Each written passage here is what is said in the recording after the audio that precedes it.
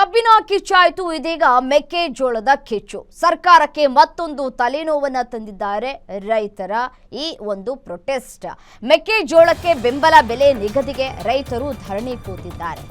ಅವರಿಗೆ ಬೇಕಾಗಿರೋದನ್ನ ರೈತರು ಕೇಳ್ತಾ ಇದ್ದಾರೆ. ಸರ್ಕಾರ ಇದೀಗ ಅದಕ್ಕೆ ಸ್ಪಂದಿಸಬೇಕಾಗಿದೆ. ಸ್ಪಂದಿಸುತ್ತಾ ಇಲ್ವಾ ಅನ್ನುವಂಥದ್ದು ಒಂದು ಕಡೆ ಪ್ರಶ್ನೆ.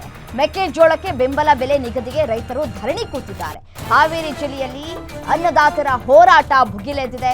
ಸಿದ್ದಪ್ಪ ಸರ್ಕಲ್ನಿಂದ ಡಿಸಿ ಕಚೇರಿವರೆಗೂ ಕೂಡ ಪಾದಯಾತ್ರೆಯನ್ನು ನಡೆಸಿದ್ದಾರೆ.